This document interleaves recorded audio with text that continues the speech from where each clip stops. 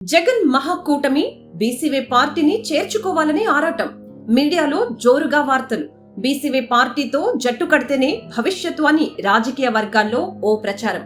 BCY party సత్తా ఏంటో అంచనా వేసిన వైసీపీ అధిష్టానం. మీడియాలో ఓ వార్త తెగ సర్క్యులేట్ అవుతోంది. ఇక అధికారంలోకి రావటం కష్టమని డిసైడ్ అయిపోయిన వైఎస్ జగన్ మహాకూటమి కట్టడానికి సిద్ధమవుతున్నారట.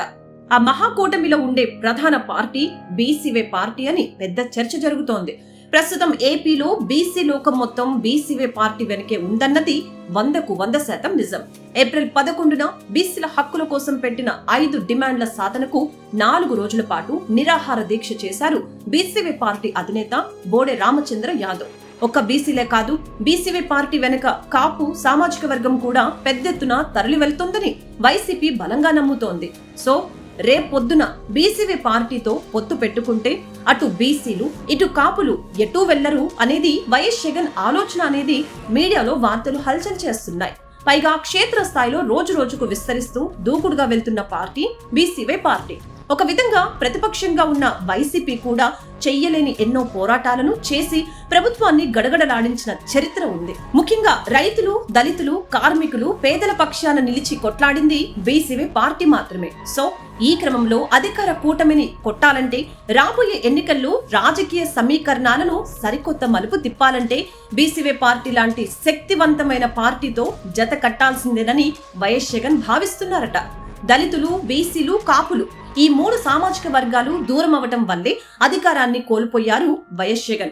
ఆ 3 సామాజిక వర్గాలు ప్రస్తుతం నడుస్తున్నది బీసీవై పార్టీ వెనకే.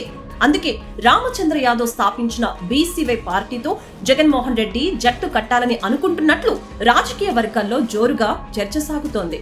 ఆ మహాకూటమిలో మరో 2 పార్టీలు జడ శ్రావణ్ నేతృత్వంలో Jai Bhim Bharat party, MIM party ఉంటాయని చర్చ నడుస్తోంది.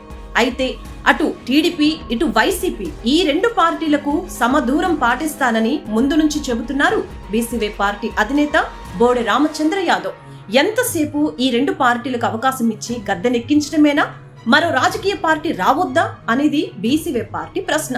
తెలుగు నేలపై ఓ ప్రత్యామ్నాయ రాజకీయ పార్టీ ఉండాల్సిందేనన్న ఆశయంతో పుట్టుకు వచ్చిందే బీసీవై పార్టీ. అందులోనూ ఇంకెంతకాలం పల్లకిలు మొయ్యాలనే ప్రశ్నలోంచి ఉద్భవించిన పార్టీ బీసీవై పార్టీ.